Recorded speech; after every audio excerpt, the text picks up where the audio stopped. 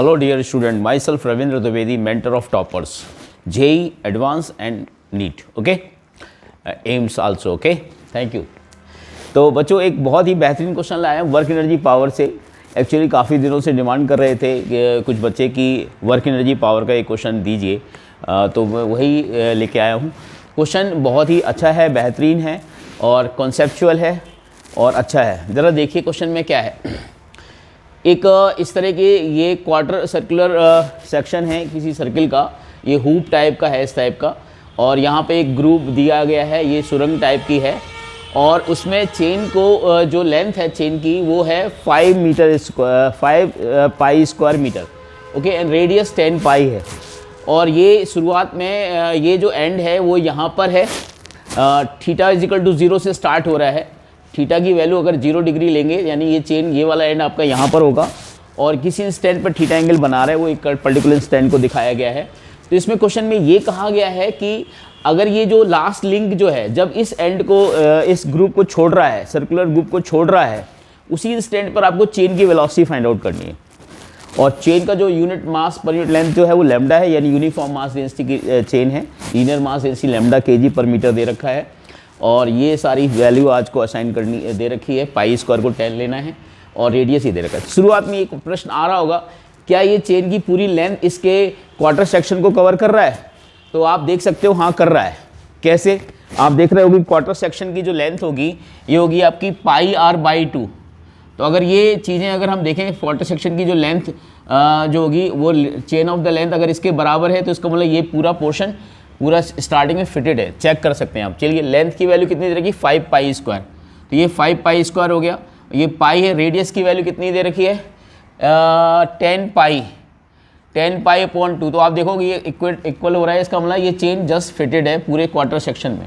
ये किसी particular theta instant पर दे रखा है कि थीटा इंस्टेंट है तो उस समय ये चेन को छोड़ा जा रहा है, ठीक है। शुरुआत में वो t बराबर 0 पे ये एंड यहीं पर था, ठीक है। तो चलिए इसको करते हैं। इसको करने के लिए हम मैकेनिकल एनर्जी कंजर्वेशन कर सकते हैं बहुत इजीली और इसमें वर्क एनर्जी थ्योरम भी लगा सकते हैं, बट हम पोटेंशियल एनर्जी के कॉन्सेप्ट से बताएंगे, इसलिए कंजर्वेशन और मैकेनिकल एनर्जी मैं यहाँ यूज़ करना बताऊँगा आपको कैसे करते हैं। शुरुआत में हम मान लेते हैं कि इंस्टेंट हमारे किसी इंस्टेंट में ये चेन हमारी थीटा एंगल बना रहा है।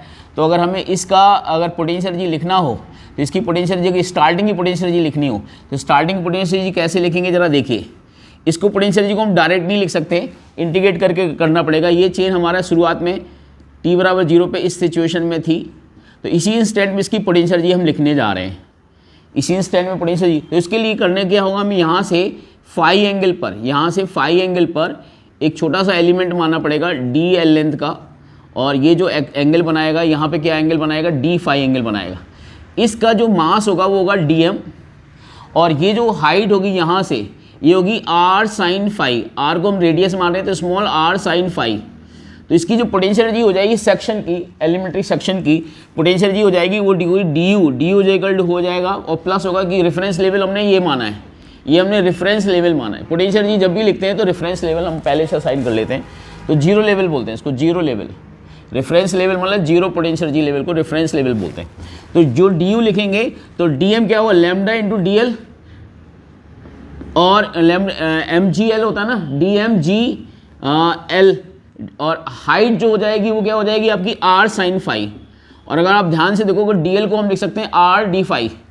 अगर एंगल बराबर रखेंगे डी फाई एंगल r का अपॉन रेडियस, तो अगर हम यहाँ से dl की वैल्यू लिखेंगे तो dl equal to r d phi हो जाएगा।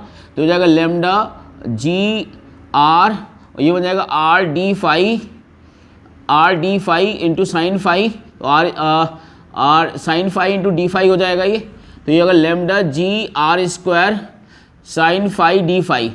अब हमें अगर इसी समय पोटेंशियल एनर्जी लिखना है तो मान लेते हैं अब इस समय पोटेंशियल एनर्जी लिखना है सिस्टम की, तो इंटीग्रेट कर देंगे दोनों साइड।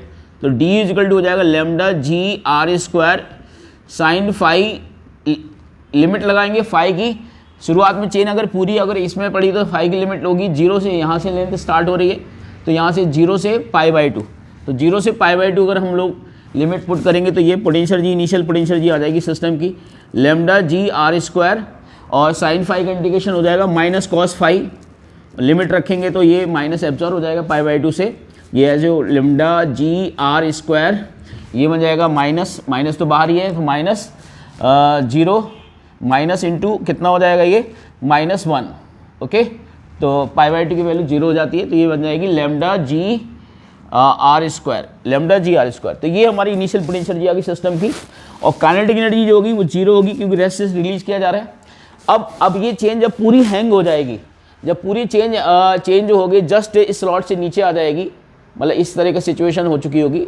मैं बता देता हूँ, मतलब ये ग्रुप जो है ये चेंज जब लास्ट लिंक छोड़ने वाला होगा तो इस तरह से कुछ हो जाएगा, इसमें पूरी लेंथ जो है वो नीचे आ जाएगी इसके, और यहाँ पर रेफरेंस लेवल आपका यही रहने वाला है। तो अब ये पूरा मास जो है वो इसके लेवल से नीचे आ जाएगा। तो इसका सेंटर मास अगर देखा जाए तो यहाँ से L/2 डिस्टेंस पर होगा। तो यहाँ पे अगर हम पोटेंशियल एनर्जी फाइनल लिखना चाहें तो फाइनल पोटेंशियल एनर्जी UF हो जाएगा आपका, माइनस के मास जो पर यूनिट लेंथ लैम्डा दिया तो लैम्डा इंटू L, ये मास हो गया, G इंटू L/2, और नेगेटिव क्यों हुआ कि रेफरेंस लेवल से नीचे है। तो ये हो गया आपका फाइनल पोटेंशियल। काइनेटिक एनर्जी जो फाइनल होगी वो हम लिख सकते हैं हाफ mv², तो m हो जाएगा लैम्डा इंटू L, और वेलोसिटी को मान लेते हैं b, स्पीड को v मान लेते हैं। तो u प्लस के कांस्टेंट होता है, क्या होता है इसमें u प्लस के कांस्टेंट। तो आप देखें कंजर्वेशन ऑफ मैकेनिकल एनर्जी लगा सकते हैं, तो ui प्लस ki आपका 0 है, uf आपका कितना है माइनस के लैम्डा, uf को आप uf प्लस kf। तो अगर हमें यहाँ से kf की वैल्यू लिखनी है काइनेटिक एनर्जी की, फाइनल काइनेटिक एनर्जी, तो ui lambda g r square, और ये नेगेटिव में आया तो प्लस के क्या आएगा lambda G L square by 2, और इसको हम लिख सकते हैं हाफ mv²। तो m की वैल्यू को lambda l into v square. Hoping you understand, ठीक है। तो चलिए अब इसके लिए हमें स्पेस चाहिए थोड़ा सा, तो हम इसको थोड़ा सा ऊपर इरेज कर देते हैं। अब हमें इस डायग्राम की ज़रूरत नहीं है, बट हमें डाटा जो दे रखा है उसकी ज़रूरत पड़ेगी कि हमें लेंथ क्या लेना है और ये सब क्या लेना है, ठीक है।